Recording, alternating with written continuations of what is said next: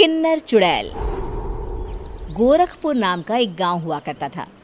उस गांव में ज्यादा लोग नहीं रहते थे। उस गांव में एक गर्भवती विधवा औरत रहती थी। उस औरत का नाम कमला था। कमला अपने घर में अकेली रहती थी।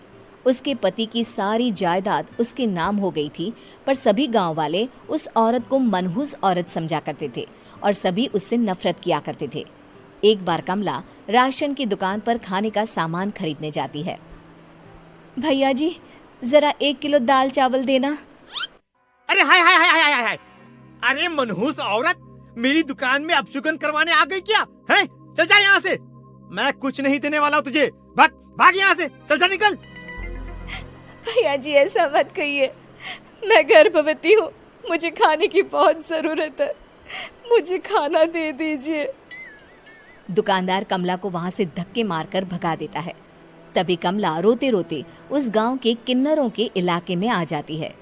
गांव वाले किन्नरों को उसी इलाके में रखा करते थे, क्योंकि वो लोग किन्नरों को पसंद नहीं करते थे और उनके इलाके में रहने से मना करते थे। तो किन्नरों ने उसी गांव में अपना एक इलाका बना लिया था।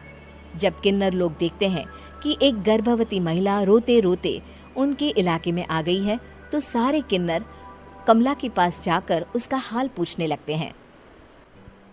क्या हुआ बहन, तुम्हारी गर्भवती अवस्था में इतनी बुरी हालत कैसे है? तुम रो क्यों रही हो? तुम डरो मत, हम तुम्हें कोई नुकसान नहीं पहुंचाएंगे। तुम शांत होकर सब बताओ कि हुआ क्या है। मैं कमला हूँ। मैं गांव के दूसरे इलाके से आई हूँ। 2 महीने पहले ही मेरे पति की मौत हुई है। मुझे गांव के लोग मनहूस मानते हैं, क्योंकि मैं विधवा हूँ और गर्भवती भी।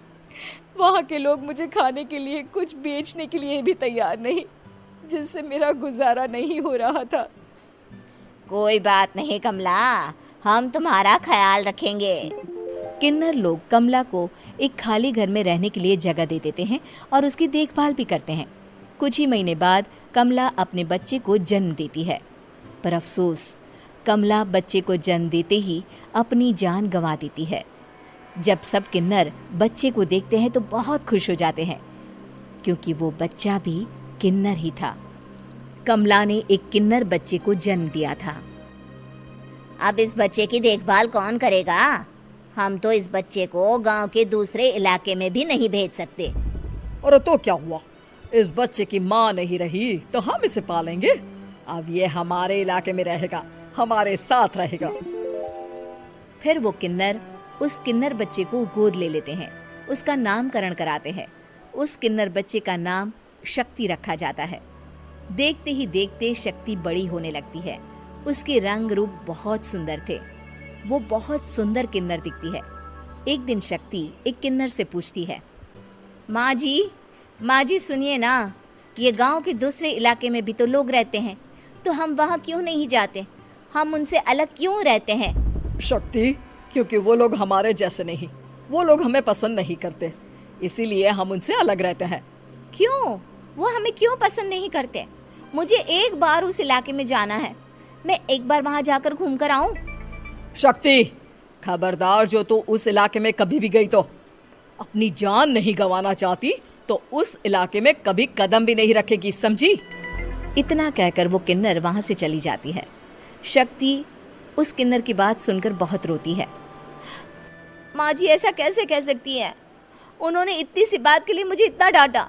अब तो मैं उस इलाके में जरूर जाऊंगी। फिर एक दिन शक्ति गांव के दूसरे इलाके में चुपके से जाती है। ये लोग तो हमारे जैसे ही इंसान हैं, तो ये हमसे नफरत क्यों करते हैं? जब शक्ति उस इलाके में पहुंचती है तो गांव के सारे आदमी उसके रूप से मोहित हो जाते हैं। वो लोग ये अंदाजा नहीं लगा पाते कि वो किन्नर है। शक्ति की सुंदरता देखकर सारे गांव वाले उसकी तारीफ करने लगते हैं। तभी गांव का चक्कर लगाने गांव के जमींदार का बेटा हर्ष वहां पहुंचता है। हर्ष भी दिखने में बहुत सुंदर होता है। जब हर्ष ने शक्ति को देखा तो वो भी उससे मोहित हो गया, और जब शक्ति की नजर हर्ष पर पड़ी तो वो हर्ष को देखकर मोहित हो गई। आपको पहले कभी इस गांव में देखा नहीं। इस गांव में आप नए हैं क्या? जी नहीं, वो मैं बस।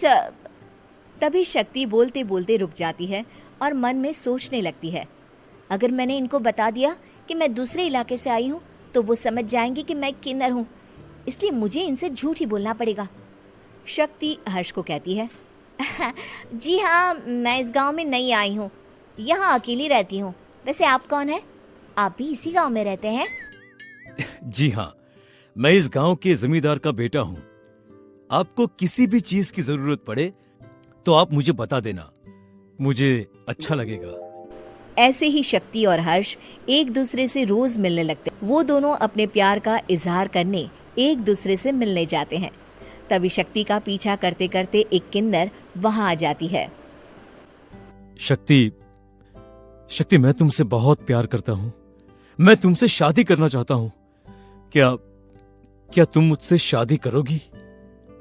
हाँ हर्ष, मैं तुमसे शादी करूंगी, पर मैं तुमको अपने बारे में एक सच्चाई बताना चाहती हूँ जो मैंने तुमसे छुपा कर रखी है। तभी उनके बीच में ही वो किन्नर आ जाती है। शक्ति, तेरी हिम्मत कैसे हुई ऐसा करने की? वो किन्नर शक्ति को खींचकर गांव के जमींदार के पास ले जाती है। हर्ष भी वहां शक्ति को बचाने के लिए पहुंच जाता है। जमींदार शक्ति और हर्ष के प्यार के बारे में सुनकर गुस्से में आ जाता है और शक्ति को गांव के बाहर निकालने की सजा देता है। शक्ति ये बात सहन नहीं कर पाती और कुएं में कूदकर अपनी जान दे देती है। जमींदार हर्ष की शादी गांव की एक लड़की से करवा देता है, पर हर्ष इस शादी से खुश नहीं होता। शक्ति अपना बदला लेने के लिए मरने के बाद किन्नर चुड़ैल बन जाती है। अब मैं इन गांव वालों को नहीं छोड़ूंगी, अब इनसे मैं अपने प्यार का बदला लूंगी। किन्नर चुड़ैल गांव वालों को परेशान करना शुरू कर देती है। एक बार वो रात को गांव के खेतों में पहुंच जाती है और वहां आग लगा देती है। सारी फसल जल के राख हो जाती है। जब एक आदमी रात को उठकर देखता है कि खेत में आग लग गई है तो वो वहां पहुंच जाता है। वो देखता है कि खेतों के बीचों बीच एक किन्नर चुड़ैल खड़ी है और वहां खड़े होकर ताली बजा रही है। गांव वाला किन्नर चुड़ैल को देखकर बेहोश हो जाता है। जब सुबह उस आदमी को होश आता है तो वो सीधा जमींदार के पास जाता है। अरे जमींदार साहब, अरे वो किन्नर चुड़ैल ने मेरी सारी फसल जला दी। अब मैं क्या करूंगा? क्या होगा मेरा? जमींदार चुड़ैल किन्नर का नाम सुनते ही सब कुछ समझ जाता है। अब वो बहुत डर जाता है।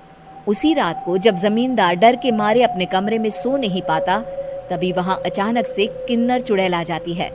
किन्नर चुड़ैल जोर जोर से जमींदार के आगे खड़ी होकर हंसने लगती है और ताली बजाने लगती है।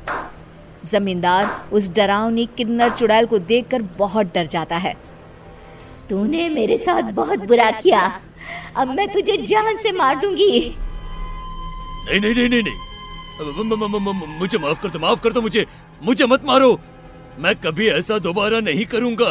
अब तुम जो बोलोगी वही मैं करूंगा। ठीक है, मैं चाहती हूँ कि किन्नर इलाका गांव के इलाके से जुड़े और गांव का कोई भी आदमी किन्नर समाज से द्वेष ना करे, उससे नफरत ना करे, नहीं तो मैं सारे गांव को मार दूंगी। और तुम गांव में एक नया कानून बनाओ कि अगर किसी ने भी किन्नर समाज को हानि पहुंचाने की कोशिश भी करी या इनसे भेदभाव करने की भी कोशिश करी तो उनको कड़ी से कड़ी सजा मिलेगी। हाँ हाँ हाँ हाँ, मैं ऐसा ही करूंगा। तुम जो बोलोगी वो मैं करूंगा, पर मुझे जाने दो प्लीज। तब वो किन्नर चुड़ैल वहां से चली जाती है। गांव का जमींदार किन्नर चुड़ैल का कहा मानते हुए दोनों इलाकों को एक कर देता है और नया कानून भी लागू कर देता है। तब से वहां किन्नर समाज और बाकी गांव वाले शांतिपूर्वक रहने लगते हैं।